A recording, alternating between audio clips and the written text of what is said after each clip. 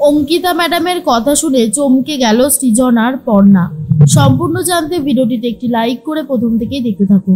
গল্পের শুরুতেই দেখা যায় রোজি চিৎকার করে বলতে থাকে, দেখ বর্ষা, আমার হাতে অত বেশি সময় নেই।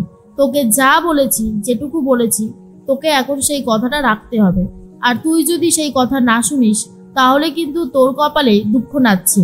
নে তাড়াতাড়ি করে গলার চেনটা পরে নে। কিন্তু বর্ষা বলে দেয় সে এসব কিছুই করতে পারবে না, আর সে এখানে থাকবেও না। তখনই রোজি বলে, তোর প্রচন্ড চর্বি তাই না? দাঁড়া, তোর অবস্থা কি করে ঘায়েল করতে হয় সেটাও আমার খুব ভালোভাবে জানা আছে। আমি তোকে এত সহজে ছেড়ে দেব না, উচিত শিক্ষা দিয়ে তবেই ছাড়বো।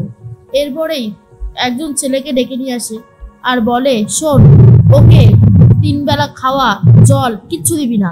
ও না খেয়ে কতক্ষণ চিৎকার চেঁচামেচি করতে পারে আমিও সেটাই দেখতে চাই।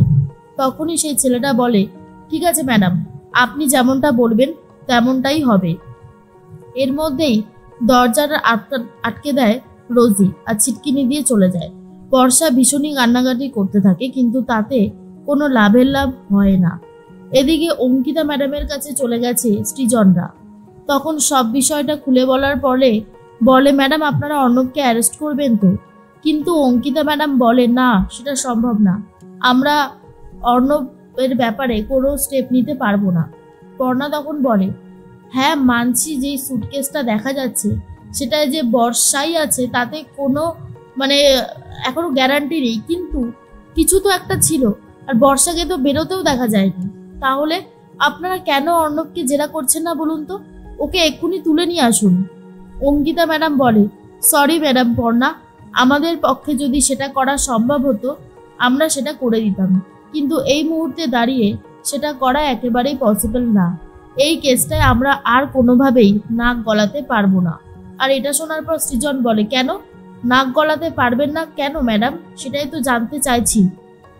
অঙ্কিতা ম্যাডাম বলে, আসলে এটার উপরে একটা অফিসিয়ালি নির্দেশ এসেছে ওপর মহল থেকে যে আমরা আর কোনোভাবেই এই কেসটায় ডাইরেক্টলি যেতে পারবো না, তবে ইনডাইরেক্টলি আমি চাইলে আপনাদেরকে সাহায্য করতে পারবো, কিন্তু আমি চাইও সাহায্য করতে।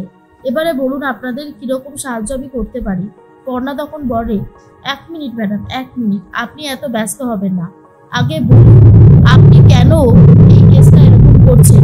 অর্ণবের ব্যাপারটা বাদ দিন, কিন্তু বর্ষাকে খোঁজার ব্যাপারে, সেই ব্যাপারে তো আপনারা ইনভলভ হতেই পারেন তাই না? আমরা আমাদের বাড়ির মেয়েকে খুঁজে পাচ্ছি না, এর থেকে তো আমরা আপনাদের কাছেই আসবো, এরপরে আপনারা স্টেপ নেবেন। কিন্তু আপনারা বলছেন সেই স্টেপটুকুও নেবেন না, এটা কি করে হয়? তখনই অঙ্কিতা ম্যাডাম বলে, বললাম তো আমাদের পক্ষে কিছু করা সম্ভব নয়, কারণ আমরা যদি কিছু করতে চাই সেটা হবে না, তাই বারণ করছি, আমাদের পক্ষে কিছু করা সম্ভব নয়। এরপরেই বুঝতে পারে পর্ণা আর সৃজন কিছু একটা গন্ডগোল এখানে আছে। সৃজন এটা বোঝার চেষ্টা করে কোনো একটা পলিটিক্যাল লিডার এখানে মাথা গলিয়েছে, সেই জন্য এমনটা হয়েছে। অর্ণবদেরই সন্দেহ করতে থাকে। আসলে কিছুক্ষণ আগেই যেটা হয়েছে, একটু ব্যাক করে গেলে দেখা যায় অর্ণব চলে গিয়েছিল ওই ঈশাদের কাছে। পর্ণা মনে মনে এই সন্দেহটাই করছে যে কিছু একটা গন্ডগোল রয়েছে। অর্ণব ঈশাদের কাছে গিয়ে 5 লক্ষ টাকা দিয়ে এসেছিল। আর তখনই মন্ত্রী সুকুমার হালদার জিজ্ঞেস করেছিল এই টাকাটা কিসের জন্য। অর্ণব বলেছিল, দেখুন আমরা হলাম খুব ভালো একটা পরিবার, আমার সাথে আমার ওয়াইফের প্রায় দিনই ঝামেলা লেগে থাকতো। আমার ওয়াইফের নাম হলো বর্ষা, দত্তবাড়ির বর্ষা, ঈশা ম্যাডাম চেনে হয়তো। আর ওর সাথে আমার ঝামেলা হয়, ওকে আমি বিক্রি করে দিয়ে আসি, তো সেখান থেকেই 5 লক্ষ টাকা আমি নিয়ে এসেছি, আপনাদেরকে পুরোটাই দিয়ে গেলাম। কিন্তু আপনারা একটা বিষয় আমাকে নিশ্চিত করুন যে কোনো পুলিশি ঝামেলায় যেন আমাকে জড়াতে না হয়। আপনাদের তো সেই পাওয়ারটা আছে, আপনারা আমাকে সেই পাওয়ারটা দিয়ে সাহায্য করবেন।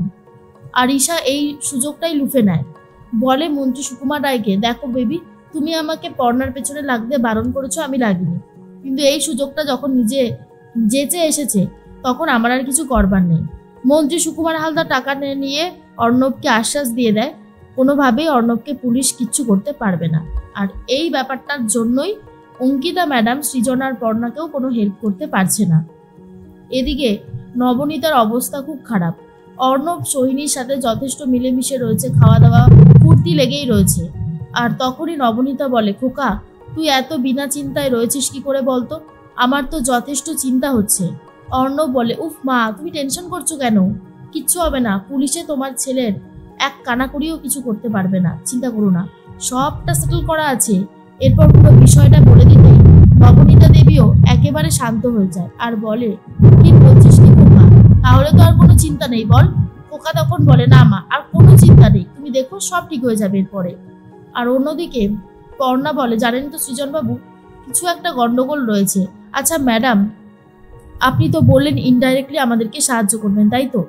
তখন চয়ন বলে, তাহলে আপনি এক কাজ করুন, অর্ণবের সারাদিনের ফোন কলের ডিটেলস, ও কোথায় কোথায় গিয়েছিল, এই সমস্ত যদি আমাদেরকে খবর দিতে পারেন তাহলে খুব ভালো হয়।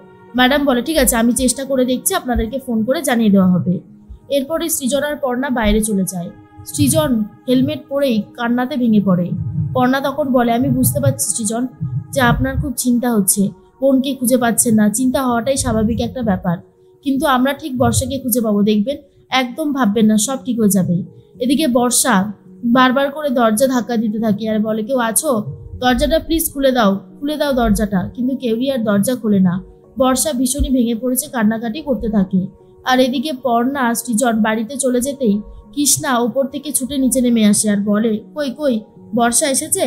বর্ষা কোথায়? অমিবাবু বলে, বর্ষাকে হারিয়েছি শুধুমাত্র তোমার জন্য, আর একটা কথাও বলবে না, বুঝতে পেরেছো? এরপর যদি আর কথা বলেছো না, আমার থেকে খারাপ আর কেউ হবে না।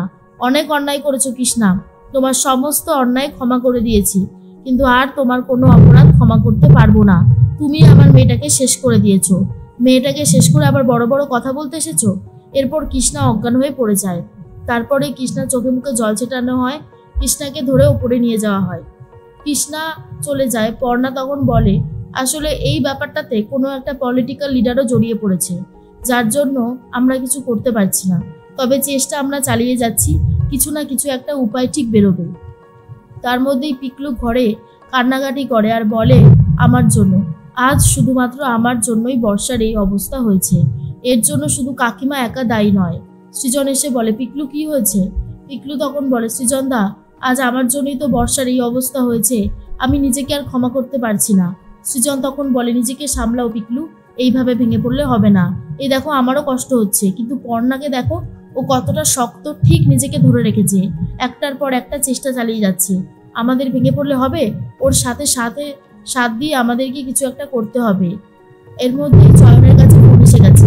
চয়নকে ফোন করে অফিসার রোজির ডেরার ব্যাপারে সবটা বলে দেয়। আর তখন চয়নকে জিজ্ঞেস করে পর্ণা, কে ফোন করেছে? অঙ্কিতা ম্যাডাম কি কিছু জানতে পারলো? চয়ন তখন বলে, বৌদি ভাই, মানে পর্ণা, চলো তোমাকে সবটা বলছি। এরপরেই হয়তো পর্ণা বর্ষাকে উদ্ধার করতে সক্ষম হবে।